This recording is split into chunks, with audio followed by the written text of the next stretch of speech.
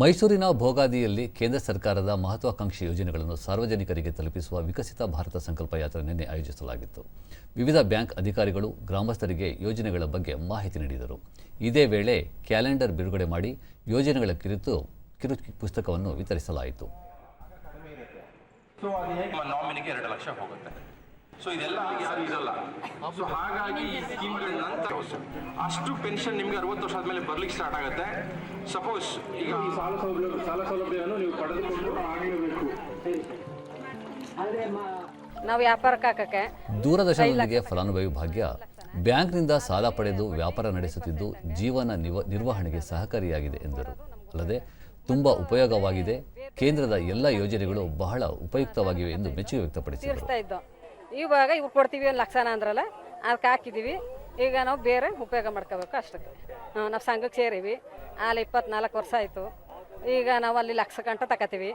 ಈಗ ಇಲ್ಲೂ ಕೊಡ್ತೀವಿ ಅಂದವರಲ್ಲ, ಅದಕ್ಕೆ ತಕಮ್ಮ ಅಂತ ಹಾಕಿವಿ ಅಪ್ಲಿಕೇಶನ್. ಮತ್ತೊಬ್ಬ ಫಲಾನುಭವಿ ದ್ರಾಕ್ಷಾಯಣಿ ವಿಶ್ವಕರ್ಮ ಯೋಜನೆಯಡಿ ಸಾಲಕ್ಕಾಗಿ ಅರ್ಜಿ ಸಲ್ಲಿಸಿದ್ದು ಸಾಲ ಸಿಗುವ ವಿಶ್ವಾಸವಿದೆ. ಜೊತೆಗೆ ವಿವಿಧ ಯೋಜನೆಗಳ ಬಗ್ಗೆ ಮಾಹಿತಿ ಪಡೆದುಕೊಂಡಿರುವುದಾಗಿ ತಿಳಿಸಿದರು. ಬಗ್ಗೆ ಹಾಕ್ಬೋದಾಗಿತ್ತು ಬ್ಯಾಂಕಲ್ಲಿ, ಇಲ್ಲ ಈ ಯೋಜನೆಗಳ ಬಗ್ಗೆ ಎಲ್ಲ ತಿಳ್ಕೊಂಡಿದ್ದೀವಿ. ಇದ್ರ ಬಗ್ಗೆ ಇನ್ನೇನಾದ್ರು ಹೆಚ್ಚಿನ ಮಾಹಿತಿ ಬೇಕು ಅಂತಂದ್ರೆ ನಾವು ಬ್ಯಾಂಕ್ಗಳಲ್ಲೇ ಹೋಗಿ ವಿಚಾರಿಸ್ತೀವಿ. ಹಂಗಾಗಿ ಅಪ್ಲಿಕೇಶನ್ಗಳೆಲ್ಲ ಚೆನ್ನಾಗಿದೆ ಸರ್. ಈಗ ಈ ಥರದ್ದು ಎಲ್ರಿಗೂ ಗೊತ್ತಿರಲ್ಲ. ಈ ಥರದ್ದು ಒಂದೊಂದು ಕ್ಯಾಂಪ್ ಇಟ್ಟು ಕರೆದು ಮಾಡೋದ್ರಿಂದ ಎಲ್ರಿಗೂ ಅನುಕೂಲ ಆಗುತ್ತೆ.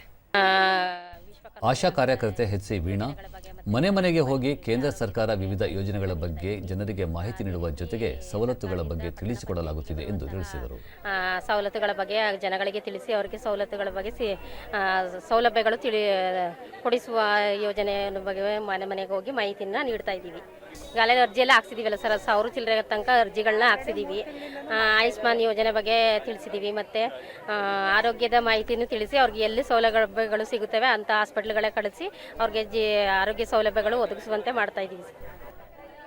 ಯೂನಿಯನ್ ಬ್ಯಾಂಕ್ ವ್ಯವಸ್ಥಾಪಕ ದಿವಾಕರ್ ಕೇಂದ್ರದ ಅನೇಕ ಯೋಜನೆಗಳಿಂದ ಸಿಗುವ ಸೌಲಭ್ಯಗಳ ಬಗ್ಗೆ ಜನರಿಗೆ ಅಗತ್ಯ ಮಾಹಿತಿ ನೀಡಲಾಗಿದೆ.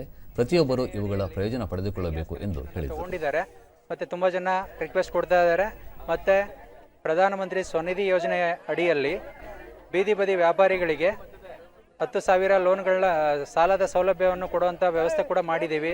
ಪ್ರಧಾನಮಂತ್ರಿ ವಿಶ್ವಕರ್ಮ ಯೋಜನೆ ಅಡಿಯಲ್ಲಿ ತುಂಬ ಅಪ್ಲಿಕೇಶನ್ಸ್ಗಳು ಬರ್ತಾ ಇದೆ, ಅದನ್ನು ಕೂಡ ನಾವು ವ್ಯವಸ್ಥೆ ಮಾಡಲಾಗಿದೆ. ಮತ್ತು ವೈದ್ಯಕೀಯ ತಪಾಸಣೆಯನ್ನು ಕೂಡ ಮಾಡಲಾಗಿದೆ. ಮತ್ತು ಆಧಾರ್ ಕಾರ್ಡ್ ನವೀಕರಣ ಕೂಡ ಮಾಡಲಾಗಿದೆ. ಮತ್ತು ಆಯುಷ್ಮಾನ್ ಕಾರ್ಡ್ ಕೊಡುವಂಥ ವ್ಯವಸ್ಥೆ ಕೂಡ ಮಾಡಲಾಗಿದೆ.